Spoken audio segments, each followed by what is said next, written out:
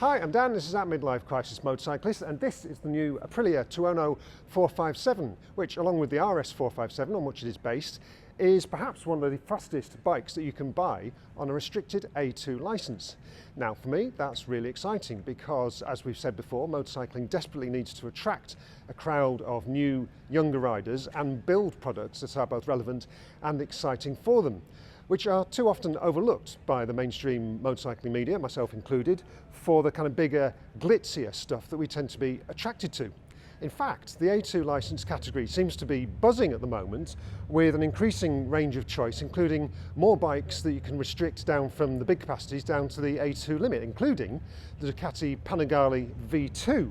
There's also a whole range of talented singles like the Triumph Speed 400, the Royal Enfield Guerrilla 450, and then smaller twins like the Honda CB500 Hornet that you'll have seen me riding on the channel recently. Up against them, the Tuono 457 has an aluminium frame, which is a really standout feature at this price. It's powered by the same 457cc parallel twin as the RS 457 that develops 47.6 horsepower right up against the A2 limit and 43 newton meters of torque. That aluminium frame really helps on the weight, and fully fueled and ready to go, the Tuono 457 weighs 175 kilos, which means Aprilia is right up against the power to weight limit for the A2 class, which, as I say, potentially makes this one of the fastest bikes you can ride of its type.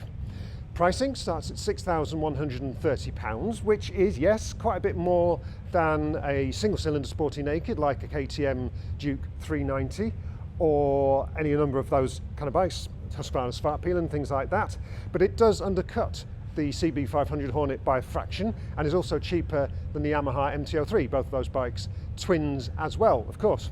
Now, in terms of looks, you'll have to be the judge of that, but I think it certainly presents as every inch the modern day sporty naked, and of course the Aprilia badge is a good deal more exotic than that of Honda, Yamaha and all the rest. So on paper, a really exciting bike. How does it ride? Well, let's find out. Right, so time to find out what this little Aprilia 457 is like on a lovely sunny day in the Italian countryside. Now, first up, first impressions are that it feels definitely at the sporty end of the sporty naked. I don't know how the peg position differs from the RS, but the pegs feel pretty racy, pretty high up and set quite far back for a naked, so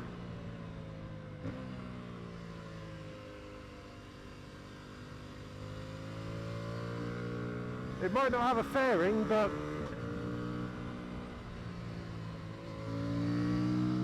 it's definitely a sporty naked, that's for sure. It doesn't feel like too small a bike either, it's a good size.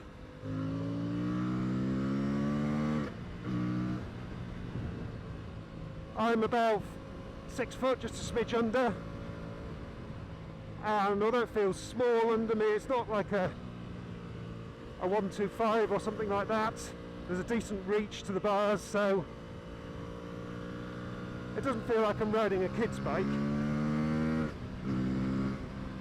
And straight away you just get that sense of agility from the lack of weight.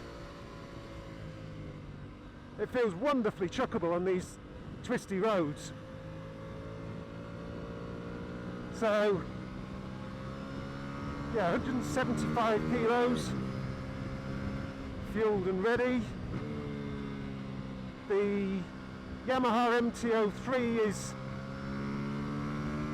slightly lighter, it's less powerful in that kind of Yamaha way, but you know, with that aluminium frame and the RS 457 breeding, this is definitely, well, exotic, isn't it? You know, the Aprilia badge and all it stands for. It straight away looks and feels like something a little bit more special than the mainstream. and yet the pricing is kind of on a par, so you know, actually a fraction cheaper than the equivalent bikes from Honda and Yamaha. So that's really impressive, especially when you get that extra tech like the aluminium frame. It's interesting when you compare with the Honda, that does have slightly better tech, so it's got twin front discs. Whether that actually is functionally better than the single we've got here, I don't know, but it does make the bike look a bit more serious when you park it up, so you know, it's worth it from that point of view. The Honda also has a Pro-Link rear end, so it's got a slightly more exotic rear suspension setup. So it's kind of give with one hand, take with the other. Personally, I think I'm more interested in the aluminium frame on this and just how that kind of, you can see it, it's quite exposed, you can see the castings and all that kind of thing, so it looks cool.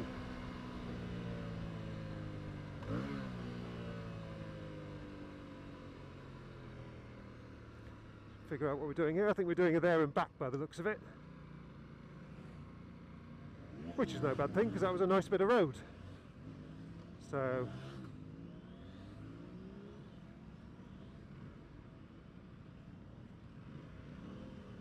round we go, and we do the same again. Shucks. And this is probably my chance to talk about the engine, which is another kind of selling point for the Aprilia over its rivals. It's a 270-degree parallel twin. Interestingly, the engine in the Hornet is a 180-degree. It sounds a little chuggier than this. You know, this is a bit more zingy, I think. It's got a bit more of a kind of revvy, kind of sports bike vibe about it. And it sounds great as well. It's got really good induction. Listen to that, that's good, isn't it? So it's got a very sort of linear power delivery as well, a kind of revvy, kind of sports bike style power delivery, which is nice. It's not kind of, not got a lot of kind of low end torque. It's got enough, but it's definitely a kind of, well, it's Italian, isn't it? It likes revs. It's not a crazy rev monster, you know, I think it revs to about 10, but it does give you plenty to play with. And when you combine it with that sort of nice light gearbox action, the bikes we're on have got quick shifters. I don't know if that's standard or not. I missed the press conference yesterday because my plane landed in the wrong city, so I'm a little bit late to the party in terms of the information on the bike, but the bikes we're on have got quick shifters and it seems to work very nicely as you're, it's a bit of a jerk, but certainly when you're kind of pressing on a bit, it seems to work very nicely indeed. But if you're using the clutch, that's nice and light as well. So I've said it before in the videos, I do quite like shifting myself and kind of rev matching and all that kind of thing, so takes your pick. We do have some rider modes and things like that. This being an Italian bike launch, when we got on the bikes they're all set to sport. I think we've got 3 levels of traction control as well. It's not an IMU, so it's just regular ABS and traction control, but you know, given the power and the price of the bike, that's kind of okay, what you'd expect.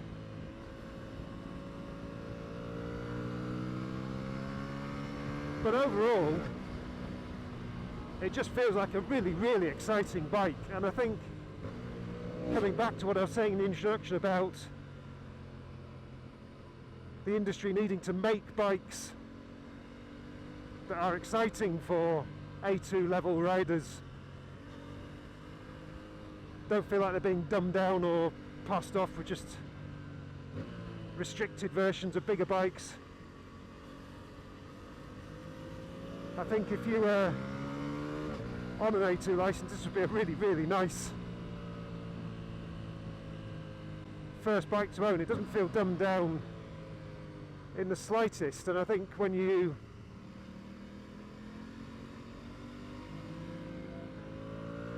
park up with all your mates on Hondas and Yamahas and things like that, you'll stand out as being on something a bit different.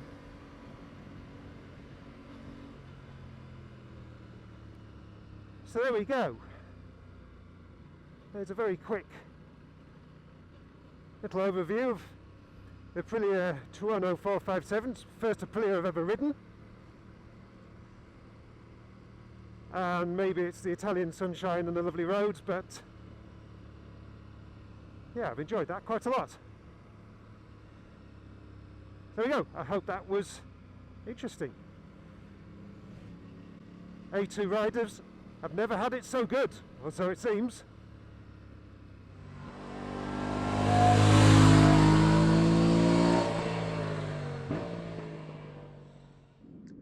So my first go on an Aprilia, and this Tuono 457 feels like a great place to have started.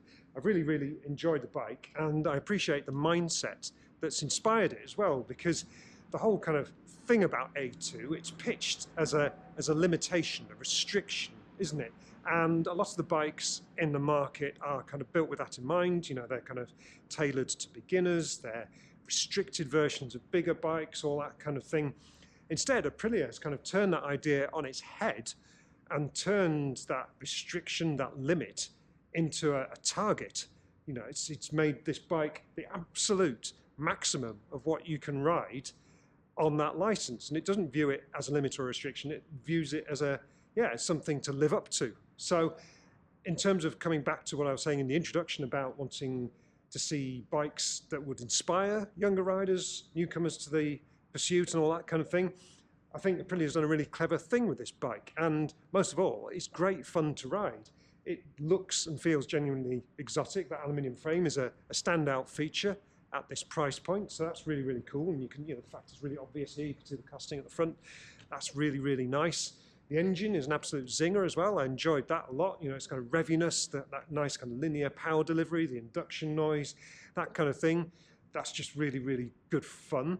And it's got a really sporty nature as well. It's got a flavour, I think, of the RS 457, although I've not ridden that bike, but just looking at it, it's got a flavour of that kind of race rep vibe of the RS, with the kind of tall pegs and all that kind of thing, but then the practicality of a sporty naked. So, you could ride this all day, you could ride it on the commute, you could ride it on the lanes, it could kind of do anything really. It's a proper sporty naked in that respect. In terms of how it compares with some of the other bikes in the sector, specifically the kind of A2 compliant twin cylinder bikes like the CB500 Hornet that I've ridden recently, I think it feels a bit spicier than the Hornet. It's a great bike, the Honda, but it plays a little bit safe in that kind of Honda style. The Aprilia doesn't. It feels properly exotic, again, that word. And also it's a fraction cheaper as well, which is pretty cool. It's also cheaper than the Yamaha MT-03, which is also cool, and a bit more powerful, and let's say a little bit more attractive, because the whole kind of sporty naked thing, some of the styling on those bikes, looking at you, Yamaha, can be a little bit, well, divisive, can't it? But the Aprilia managed to pull off that kind of modern look with a little bit of elegance as well, which is very nice. Anyway, as you can see, this is a pretty positive review, but I'd be interested to hear what you think. So join me in the comments thread and share your views on the bike. If you enjoyed the video, please hit like, and if you're not subscribed already, please do so. Plenty more where this came from. For now, I'll say goodbye, thanks for watching, and ride safe.